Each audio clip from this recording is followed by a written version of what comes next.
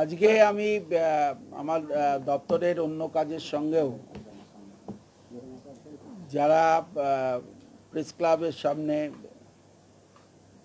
বসে আছেন এসএসসির চাকরি প্রার্থী তারা, আমি তাদেরকে স্মরণ করিয়ে দিয়েছি যে আমি প্রথম দিন যেদিনকে একটি বইয়ের উদ্বোধনে প্রেস ক্লাবে যাই তখন তাদেরকে বলে এসেছিলাম যে তোমাদের যদি কোনো অভিযোগ থাকে তাহলে তোমরা এসো মঙ্গলবার দিন, তারপরের যে মঙ্গলবার।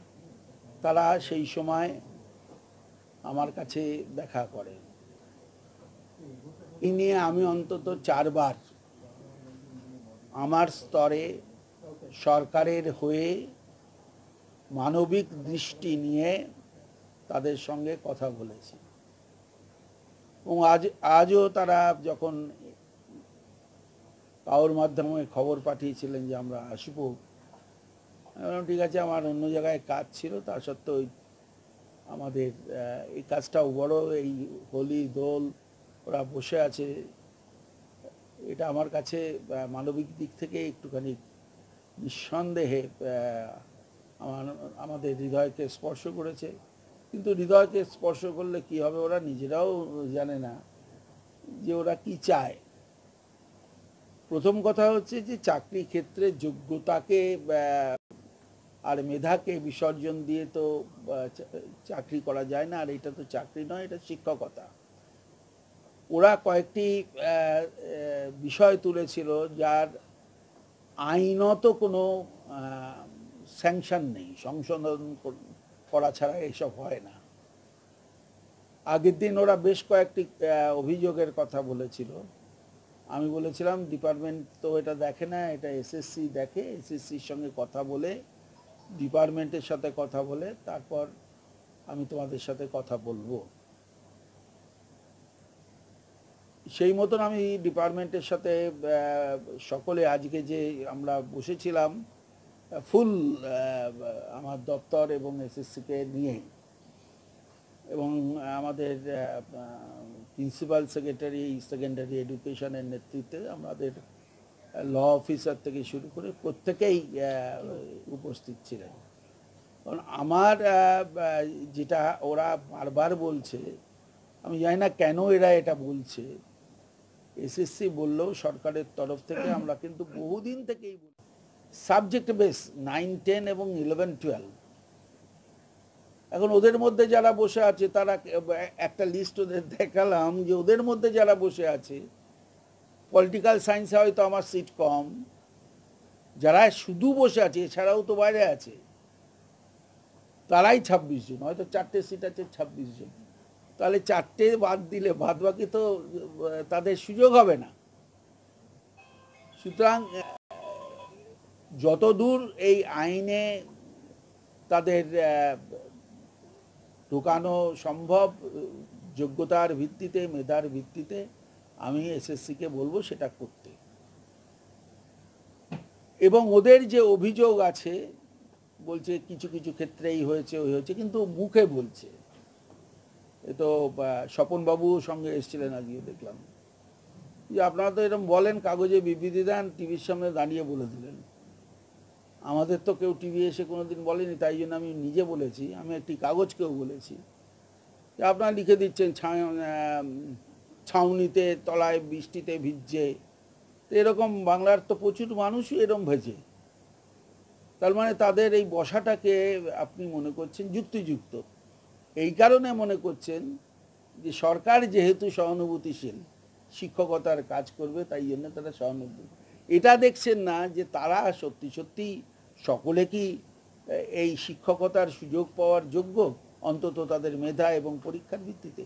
এ প্রশ্ন কিন্তু কেউ তোলেননি এখনো পর্যন্ত, আমি কাউকে দেখিনি। আমি প্রত্যেক দিনই খবর দেখি এবং প্রত্যেক দিনই সংবাদপত্রের পাতা উল্টাই।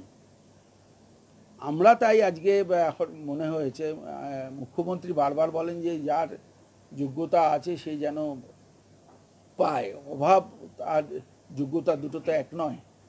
আমি অভাবী কিন্তু আমার যোগ্যতা নেই, তার প্রতি আমার সহানুভূতি আছে। আমি তাই বলেছি যে যত দূর পর্যন্ত যোগ্যতা ভিত্তিতে সুযোগ দেওয়া যাবে আমরা তা দেব। দুই হচ্ছে যে এই ধারণাটা তাদের ভাঙিয়েছি যে আপ টু ডেট ভ্যাকেন্সি নিয়ম অনুসারে নেওয়া হয়নি, নিয়ম অনুসারে নেওয়া হচ্ছে। যদি তারা দেখাতে পারে যে ভুল হচ্ছে, আমি এটাও বলেছি আপনারা দেখিয়ে দেবেন। আমরা এসএসসিকে সেই কথাই বলেছি। তৃতীয়, যদি তাদের কোনো অভিযোগ থাকে যে যেটা দেওয়ার কথা ছিল সেটা তারা পায়নি, তাহলে সেটা নিশ্চয়ই একটা পরীক্ষা হবে। এবং আমি 5 জনের একটা কমিটি করে দিয়েছি, জয়েন আছেন এবং আমাদের ল অফিসার আছেন, আমার ওএসডি আছে, এসএসসি চেয়ারম্যান আছেন। এই 5 জনের কমিটি এই অভিযোগগুলো জমা পড়বে বা ওএসডির কাছে। মনীষ জৈনের নেতৃত্বে, আমার প্রিন্সিপাল সেক্রেটারি সেকেন্ডারি এডুকেশনের, তার নেতৃত্বে এটা 2 দিনের মধ্যে তাদের অনুরোধ করেছি, যদি তোমাদের সত্যি সত্যি যদি কিছু থাকে তাহলে তোমরা দাও, তার আমরা নিশ্চয়ই তা পরীক্ষা করে সত্য হলে তার প্রয়োজনীয় ব্যবস্থা আমরা নেব। আর সঙ্গে সঙ্গে তাদের বলেছি তোমরা তো সবটাই তোমাদের কথা শুনলাম, আমরা বললাম, এবং তোমাদের যদি বলারও থাকে তাহলেও তোমরা সেটা মনীষ জৈন সাহেবের কাছে লিখিতভাবে ওএসডিকে জমা দিলেই 2 দিনের মধ্যে আমরা দেব। এবং নির্দিষ্টভাবে বলছি 15 দিনের মধ্যে সেই অভিযোগের উত্তর আমরা এসএসসি থেকে নিয়ে সেটা দিয়ে দেওয়া হবে। আমি তাই ওদের কাছে আবেদন করেছি, অনুরোধ করেছি, ওদের পরিবারের পক্ষ থেকেও বলেছি, পরিবার অনেক দিন পরিবারের বাইরে ওরা আছে, এবং আশা করি তারা আজকে তাদের যে সমস্ত বিষয়গুলি আমাদের দৃষ্টি আকর্ষণ করেছিল, আমাদের দৃষ্টি আকর্ষণ হয়েছে। তবে আমি ওদের এটাও বলেছি যে এই যে তোমরা এসে আমার কাছে প্রত্যেক দিন বলো আমরা অরাজনৈতিক, কিন্তু আমাদের মনে হয়েছে আচরণ দেখে যে প্রতিদিন প্রতিনিধি দল বদলের মধ্যে দিয়ে যে এর পিছনে যদি রাজনীতি থাকে, থাকুক, আমার কোনো ক্ষতি নেই, কিন্তু এদের অসহায় এই যারা সবাই যোগ্য নয় অথচ তাদেরকে যোগ্য করবার একটা মিথ্যা প্রতিশ্রুতি দিয়ে তাদের পাশে দাঁড়াচ্ছেন, তারা সঠিক কাজ করছেন না।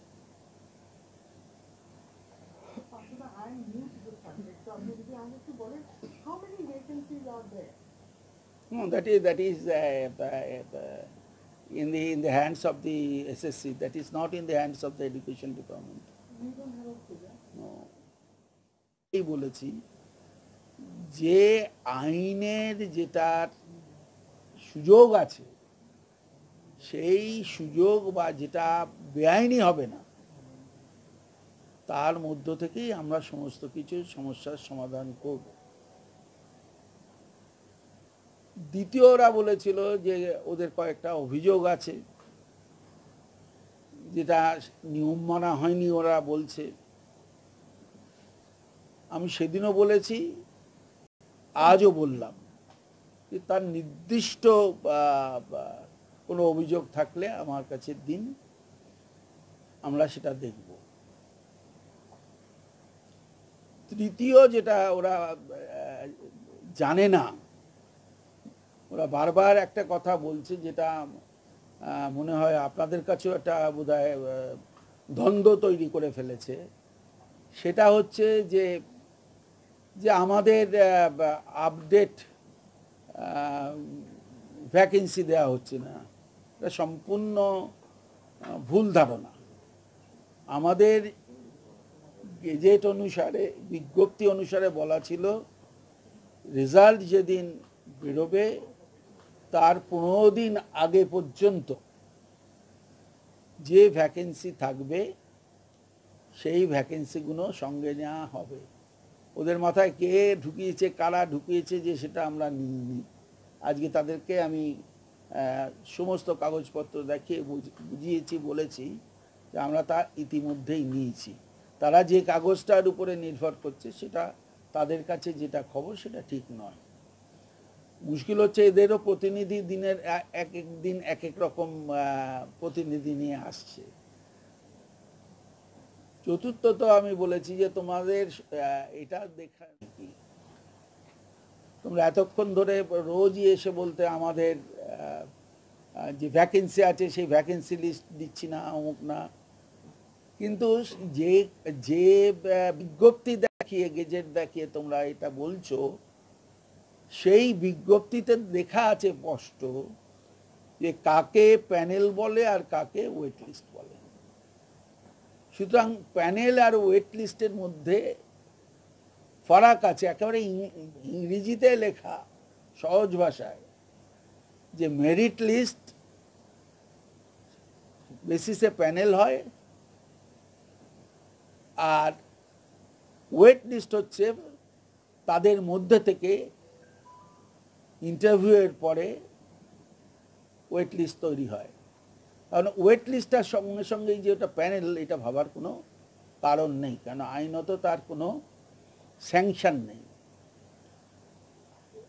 আমি বুঝতে পারি যে ওদের অনেকে বলছেন 21 দিন হচ্ছে, 22 দিন হচ্ছে। আচ্ছা, আপনারা নিজেরা প্রশ্ন করে দেখুন তো, যে পরীক্ষা তো শুধু তারা দেয়নি, পরীক্ষা তো দিয়েছে প্রায় কয়েক লক্ষ আবেদনকারী। তো তারাও তো বলতে পারে আমরা কাল থেকে বসে যাচ্ছি ধর্নায়, আমাদের সবাইকে দিতে হবে। কোনো প্রতিযোগিতামূলক পরীক্ষায় তো তার নিয়মকানুন আছে, সেটা তো আমরা না করলে আবার কেউ কোর্টে যাবে, কোর্টে গিয়ে বলবে এটা কেন হলো। আমরা ওদের আবার আশ্বস্ত করেছি, সেদিনও বলেছি, আজও বলছি, যে তোমরা তোমাদের যে অবস্থান বলো, অনশন বলো, রিলে অনশন বলো, তোমরা এবার প্রত্যাহার করো। আমার মনে হয় যে আজকে হোলির দিন, কালকে ছিল দোল, এই একটার পর একটা অনুষ্ঠান হচ্ছে, ওরা এরমভাবে বসে আছে। দূর দূরান্ত থেকে কেউ কেউ উত্তর দিনাজপুর থেকে এসছে, কেউ রানাঘাট থেকে এসছে, কেউ ঠাকুরনগর থেকে এসছে, কেউ বসিরহাট থেকে এসছে, বসে আছে। আরেকটা জিনিস ওদের